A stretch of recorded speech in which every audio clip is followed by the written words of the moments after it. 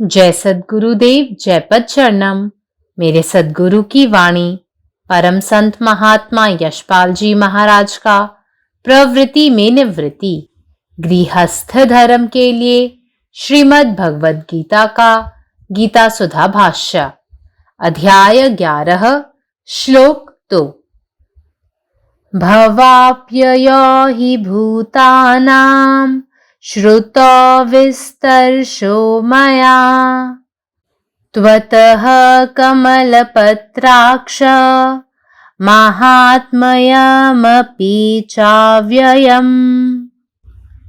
क्योंकि हे कमल नेत्र, मैंने भूतों की उत्पत्ति और प्रलय आपसे विस्तार पूर्वक सुने हैं तथा आपका अविनाशी प्रभाव भी सुना है।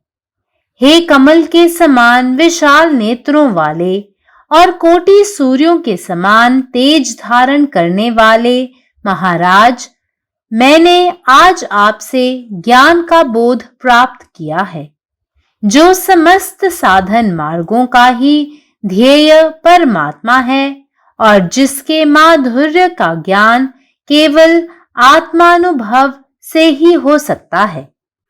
उस परमात्मा का अनंत और अपार महात्म्य आपने मुझे स्पष्ट करके बतला दिया है। आज आपने समस्त माया का पर्दा दूर हटाकर मेरी मति तत्वनिष्ठ कर दी है। साधक की अंतर्दृष्टि में भगवान के जो महात्म्य लक्षित होते हैं, उनसे ही साधक का मोह दूर होता है। बहुत सी बातें जो पहले समझ में नहीं आती थी, वे समझ में आती हैं। जो पहले कभी सुनी नहीं जाती थी, वे अभूतपूर्व बातें सुनी जाती हैं। जो पहले कभी देखी नहीं गई थी, वे अनुभव में आती हैं। साधक के सौभाग्यवश उसके अंतःकरण में जब पुरुषोत्तम रूप परिदृष्ट होता है, तब साधक कर्तापन एवं अभिमान रूप मोह से सदा के लिए मुक्त हो जाता है। उसमें तब फिर अहम कर्ता रूप मोह बिल्कुल ही नहीं रह जाता। From you, O lotus-eyed, have been heard by me in detail of the origin and dissolution of beings and also of your inexhaustible greatness. When Arjuna, who has proved himself to have understood the theory of the theme so far given and asks a legitimate question or inquires for a practical demonstration, the great Yogeshwara, out of sheer kindness, even agrees to show Arjuna the form of the cosmic Lord because the disciple has demanded to see it. Om. जय गुरुदेव, जय पदशरणम। अध्याय 11 श्लोक 2। भावाप्यायो हि भूतानां श्रुतो विस्तरशो मया त्वत्कमलपत्राक्षं महात्म्यमपि चाव्ययम्। कारण हे कमलनयन, कमळासारखे डोळे असलेले ईश्वर, मी तुमच्याकडून भूतांच्या उत्पत्ती आणि संहाराविषयी सविस्तर ऐकलेले आहे आणि तुझ्या अविनाशी प्रभावाविषयीही ऐकलेले आहे। हे कमळासारखे विशाल आणि कोट्यावधी सूर्यासारखे तेजस्वी नेत्र असलेला राजा, आज मला तुझ्याकडून ज्ञानप्राप्ती झालेली आहे, जो सर्व साधनांचे आणि मार्गांचे अंतिम ध्येय आहे आणि ज्याची मधुरता केवळ आत्मानुभवानेच जाणता येते। त्या ईश्वराची अनंत आणि अथांग महानता तू मला स्पष्टपणे समजावून सांगितलेली आहेस। आज तू सर्व मायेचा पडदा दूर करून माझे मन शुद्ध केलेले आहे। साधकांच्या अंतर्दृष्टीत केंद्रित झालेल्या ईश्वराच्या महानतेने त्याची आसक्ती दूर होते।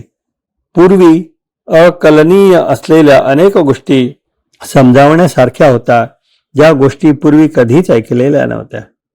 अभूतपूर्व गोष्टी ऐकल्या जातात, ज्या गोष्टी पूर्वी कधीही माहीत नव्हत्या त्यांचा अनुभव येतो. जेव्हा सुदैवाने साधकाला आपल्या हृदयात परम स्वरूपाचे दर्शन होते तेव्हा तो कर्तृत्व आणि अहंकाराच्या भ्रमातून कायमचा मुक्त होतो. तेव्हा त्याच्यामध्ये अहंकारी कर्ताचा भ्रम अजिबात उरत नाही. हे कमलनयन, मी तुझ्याकडून जीवांच्या उत्पत्ती आणि विनाशाविषयी तसेच तुझ्या अतृप्त महानतेविषयी सविस्तरपणे ऐकलेले आहे.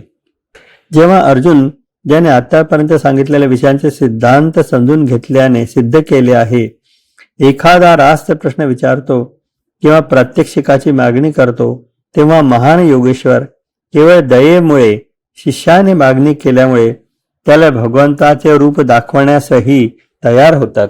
जय गुरुदेव, जय పదశరణం.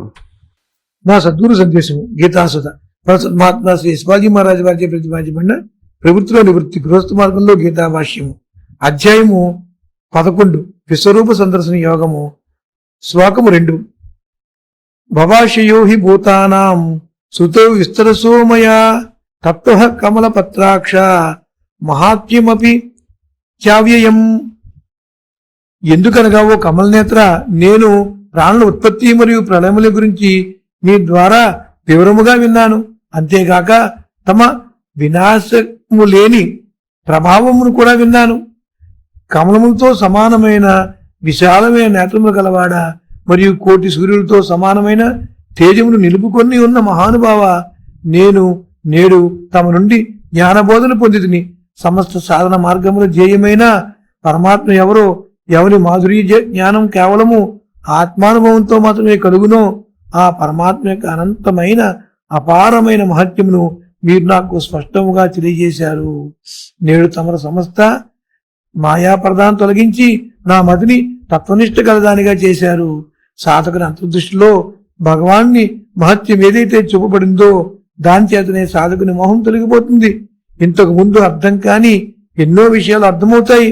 ఇంతకు పూర్వం ఎన్నడూ వినని విషయాలు వినిపిస్తాయి. ఇంతకు ముందు ఎన్నడూ చూడని అనుభవంలోకి వస్తాయి. సాధకుని అదృష్టవశాత్తు అతని అంతఃకరణలో పురుషోత్తమ రూపం మరింత బావుగా ఎప్పుడు చూపబడినో అప్పుడు సాధకుడు కర్తృత్వం మరియు అభిమాన రూప మోహము నుండి శాశ్వతంగా ముక్తుడవుతాడు. అప్పుడు అతనిలో తిరిగి నేను కర్తననే మోహము ఏమాత్రమూ ఉండదు. పరమాత్మ నీవే ఉన్నావు, నీ ఇష్టమే నెరవేరాలి. జై సద్గురుదేవ్, జై బస. സദ്ഗുരുവിന്റെ സന്ദേശം അധ്യായം 11 ശ്ലോകം 2. ഭവാപ്യയൗ ഹി ഭൂതാനാം ശ്രുതൗ വിസ്തരസോ മയാ ത്വത്വകമലപത്രാക്ഷ മഹാത്മ്യബീജാവ്യയം. താമരയില പോലെ വിശാലമായ കണ്ണുകളുള്ള ഭഗവാനെ, സകല ജീവജാലങ്ങളുടെയും ഉത്ഭവവും പ്രളയവും അങ്ങയിൽ നിന്ന് ഞാൻ വിശദമായി കേട്ടിരിക്കുന്നു. കൂടാതെ അങ്ങയുടെ ശാശ്വതവും അനശ്വരവുമായ മഹിമയും ഞാൻ അറിഞ്ഞിരിക്കുന്നു. അർജുനൻ ഭഗവാനോട് പറയുന്നു, ഹേ കമലനേത്ര, ഇന്ന് അങ്ങയുടെ ഉപദേശത്തിലൂടെ എനിക്ക് യഥാർത്ഥ ജ്ഞാനം ലഭിച്ചിരിക്കുന്നു. എല്ലാ സാധനാ മാർഗങ്ങളുടെയും അന്തിമ ലക്ഷ്യമായ പരമാത്മാവിന്റെ അനന്തവും അളവറ്റതുമായ മഹിമ അങ്ങ് എനിക്ക് വ്യക്തമായി വെളിപ്പെടുത്തി. ആത്മാനുഭവത്തിലൂടെ മാത്രം അറിയാൻ കഴിയുന്ന ആ പരമസത്യത്തെ അങ്ങ് എനിക്ക് മനസ്സിലാക്കി തന്നു. മായയുടെ മറ നീക്കി എന്റെ ബുദ്ധിയെ സത്യത്തിൽ ഉറപ്പിച്ചു. സാധകന്റെ അന്തർദൃഷ്ടിയിൽ ഭഗവാന്റെ മഹിമ തെളിഞ്ഞു വരുമ്പോഴാണ് അവന്റെ മോഹം അകന്നുപോകുന്നത്. മുമ്പ് മനസ്സിലാക്കാതിരുന്ന സത്യങ്ങൾ വ്യക്തമായി ഗ്രഹിക്കപ്പെടുന്നു. ഒരിക്കലും കേട്ടിട്ടില്ലാത്ത ആത്മീയ സത്യങ്ങൾ അനുഭവമായി മാറുന്നു.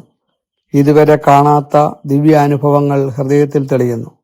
സാധകന്റെ ഭാഗ്യത്താൽ പുരുഷോത്തമന്റെ ദിവ്യസ്വരൂപം അന്ധകരണത്തിൽ തെളിയുമ്പോൾ ഞാനാണ് കർത്താവ് എന്ന അഹങ്കാരവും അഭിമാനവും എന്നേക്കുമായി ഇല്ലാതാകുന്നു. അതിനുശേഷം അവൻ എല്ലാ പ്രവർത്തനങ്ങളും ഭഗവാന്റെ ശക്തിയിലാണ് നടക്കുന്നതെന്ന് തിരിച്ചറിയുന്നു. അങ്ങനെ കർത്തൃത്വാഭിമാനത്തിൽ നിന്ന് അവൻ പൂർണ്ണമായും മുക്തനാകുന്നു. പരമാത്മാവ് നീ തന്നെ, നിന്റെ ഇഷ്ടം പൂർണ്ണമാകട്ടെ. ജയ് സദ്ഗുരുദേവ്, ജയ് പദശരണം. ഭവാപ്യയൗ ഹി ഭൂതാനാം ശ്രുതൗ വിസ്തരശോ മയാ ത്വതഃ കമൽപത്രാക്ഷ മഹാത്മ്യപി ചാവ്യയം. हे कमलनयन, हम अहाँ से समस्त भूत प्राणी सबके उत्पत्ति आ प्रलय के वर्णन विस्तार से सुनने छी आ अहाँक अविनाशी महिमा आ प्रभाव के वर्णन सेहो सुनने छी। हे कमल समान विशाल नेत्र वाला, कोटि सूर्य समान तेजोमय प्रभु, आइ अहाँ कृपा सँ हमरा यथार्थ ज्ञान के बोध प्राप्त भेल अछि। जे परमात्मा समस्त साधना मार्ग सबके परम लक्ष्य छथि आ जिनकर माधुर्य के वास्तविक अनुभूति केवल आत्मानुभव से संभव अछि, एहन परमात्मा के अनंत आ अपार महिमा अहाँ हमरा स्पष्ट रूप से बुझा देलहुँ। आइ अहाँ समस्त माया के आवरण हटा कऽ हमर बुद्धि तत्व में दृढ़ पूर्वक प्रतिष्ठित कऽ देलहुँ। साधक के अंतर्दृष्टि में भगवान के जे दिव्य महात्म्य प्रकट होइत अछि, ओहि अनुभव सबसे साधक के मोह दूर भऽ जाइत अछि। बहुत रास एहन गप सब जे पहिने बुझाइत नहि छल, आब स्पष्ट बुझाय लगैत अछि। जे पहिने कखनो सुनल नहि गेल छल, से अभूतपूर्व गप सब सुनबा में आबैत अछि। आ जे अनुभव पहिने कखनो प्राप्त नहीं भेल छल, से प्रत्यक्ष अनुभव होमय लागैत अछि।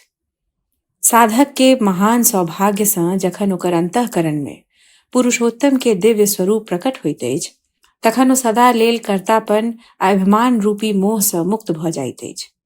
ओहि अवस्था में फेर हम कर्ता छी एहन अहम भाव के मोह लेश मात्रो नहीं रह जाइत अछि। अखिल भारतीय संत मत सत्संग पंजीकृत दिल्ली, मुख्यालय B20 CC colony, Rana Pratap Bagh के सामने, दिल्ली। सत्संग आश्रम संत यश रूप तपोभूमि परिसर, अनंगपुर, जिला फरीदाबाद, हरियाणा।